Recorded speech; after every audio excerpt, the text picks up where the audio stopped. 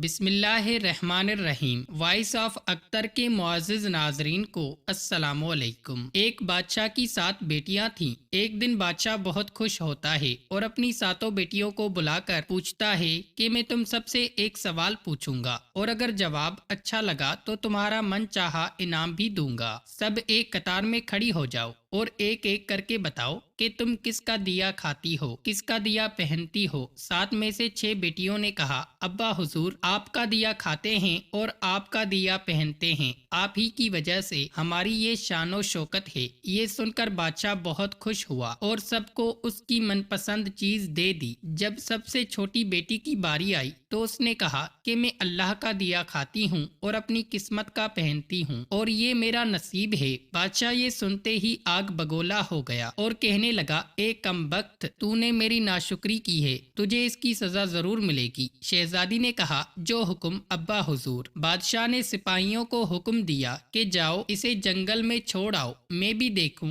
کہ یہ میرے بغیر کیسے اللہ کا دیا کھاتی ہے اور اپنے نصیب کا پہنتی ہے۔ شہزادی سے تمام زیورات واپس لے لیے گئے اور خستہ حال کپڑوں میں بغیر کسی ساز و سامان کے بادشاہ کے حکم کے مطابق جنگل میں تنہا چھوڑ دیا گیا۔ لیکن شہزادی بہت مطمئن تھی اور توکل اللہ تھی کہ جو اس نے رزق اور عیش و عشرت میرے نصیب میں لکھی ہے وہ مجھے ضرور ملے گی۔ سب سپاہی شہزادی کو چھوڑ کر واپس چلے گئے۔ شہزادی جنگل کو دیکھنے لگی، چاروں طرف درخت ہی درخت تھے اور دوپہر سے شام ہونے والی تھی کہ شہزادی نے سوچا کیوں نہ کچھ لکڑیاں جمع کر لوں تاکہ رات کو آگ جلاؤں، پھر کوئی جنگلی جانور پاس نہیں آئے گا اور رات بھی گزر جائے گی۔ شہزادی جنگل میں لکڑیاں ڈھونڈنے چل پڑی۔ اس کی نظر ایک جھونپڑی پر پڑی جہاں باہر ایک بکری بندھی ہوئی تھی اور اندر سے کھانسنے کی آواز آ رہی تھی۔ پہلے تو شہزادی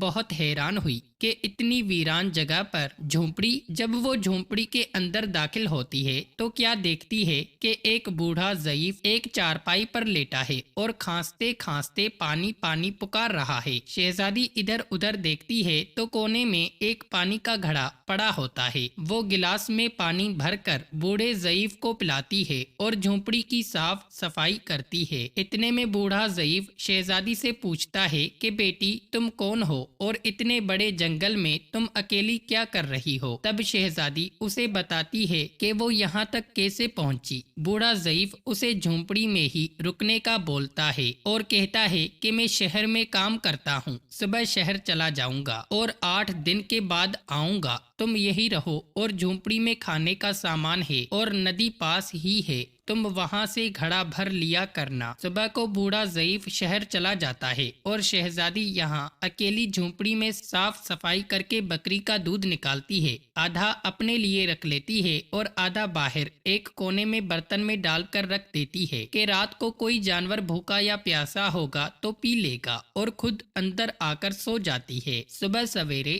جب شہزادی اٹھتی ہے تو کیا دیکھتی ہے کہ دودھ کا برتن خالی اور پاس ایک لال پڑا ہے جو دیکھنے میں بہت ہی نایاب اور قیمتی معلوم ہوتا ہے اور پاس ہی سانپ کے نشان بھی نظر آتے ہیں۔ تب شہزادی کو یاد آتا ہے کہ بچپن میں اس نے سنا تھا کہ جب کوئی نایاب سانپ بہت خوش ہوتا ہے تو ایک ایسا لال اگلتا ہے کہ جس کی قیمت ہیرے جواہرات سے بھی مہنگی ہوتی ہے۔ شہزادی بہت حیران ہوتی ہے اور دل میں سوچتی ہے کہ شاید سانپ بھوکا تھا اس لیے وہ دودھ پی کر خوشی میں لال چھوڑ گیا۔ پھر وہ لال اٹھا کر اپنے پاس رکھ لیتی ہے اور پھر اگلی رات شہزادی برتن میں دودھ رکھ دیتی ہے اور اگلی صبح جب دیکھتی ہے تو پھر ایک لال ہوتا ہے۔ ایسے ہی کرتے کرتے 7 دن گزر جاتے ہیں اور شہزادی کے پاس 7 لال جمع ہو جاتے ہیں اور اس دن بوڑھا ضعیف بھی آ جاتا ہے۔ تب شہزادی اسے لال دکھاتی ہے اور سارا واقعہ بتاتی ہے اور بوڑھے ضعیف کو 3 لال دیتی ہے اور کہتی ہے کہ شہر جا کر یہ لال بیچ دو اور آتے وقت اپنے ساتھ محل بنانے والے مزدور لے کر آنا۔ باقی 4 لال شہزادی اپنے گلے میں مالا کے طور پر پہن لیتی ہے اور کچھ ہی مہینوں میں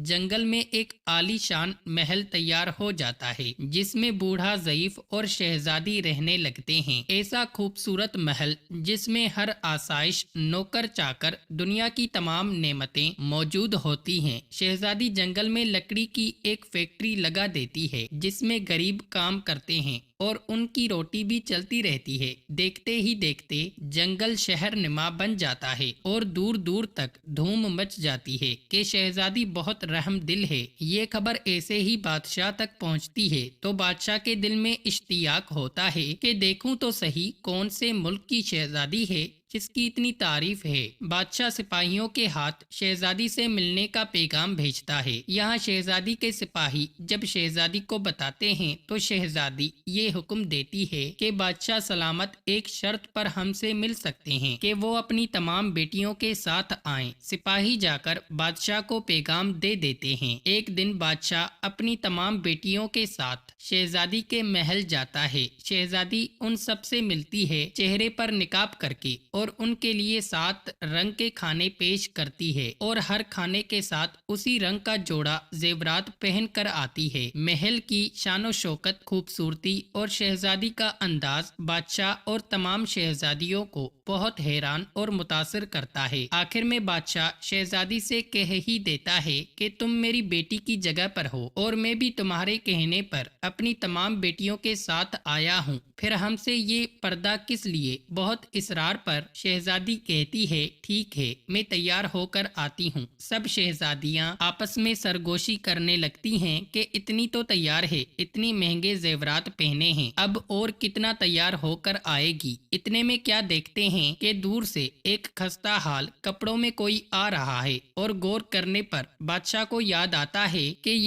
یہ ابھی تک زندہ ہے۔ میں تو سوچتا تھا کہ اسے جنگل کے جانور کھا گئے، اور جب میں نے اپنے سپاہیوں کو اس کی خبر لینے بھیجا تھا تب انہوں نے ہی بتایا تھا کہ وہاں شہزادی کا کوئی نام و نشان نہیں ہے، تو یہ کیسے ممکن ہے؟ بادشاہ خوشی سے جھوم اٹھتا ہے اور کہتا ہے شہزادی کو بلاؤ، میں تمہیں شہزادی سے آزاد کروا کے لے جاؤں گا، چاہے وہ تمہاری قیمت میں میری ساری بادشاہت مانگ لے۔ یہ سنتے ہی شہزادی بولتی ہے نہیں ابا حضور، میں ہی وہی شہزادی ہوں، اور میں کہتی تھی نا کہ میں اللہ کا دیا کھاتی ہوں اور اپنے نصیب کا پہنتی ہوں، بس اسی اللہ نے مجھے کہاں سے کہاں پہنچا دیا ہے کہ آج میں آپ سے بھی زیادہ امیر ہوں۔ پھر شہزادی اپنا تمام حال بیان کرتی ہے کہ وہ اس مقام تک کیسے آئی اور دکھاتی ہے اپنے گلے کی مالا جس میں ابھی بھی 4 لال موجود ہوتے ہیں۔ یہ بات سنتے ہی باقی تمام شہزادیاں دل میں رشک کرنے لگتی ہیں اور سوچتی ہیں کہ اے کاش ہم نے بھی تب یہی کہا ہوتا کہ اللہ کا دیا کھاتی ہوں اور اپنے نصیب کا پہنتی ہوں۔ دوستو، ہمیشہ اللہ تعالیٰ کی ذات پہ یقین رکھنا چاہیے، وہ جس حال میں بھی رکھے ہمیشہ شکر ادا کرو، وہ ذات تمہیں کبھی اکیلا نہیں چھوڑے گی۔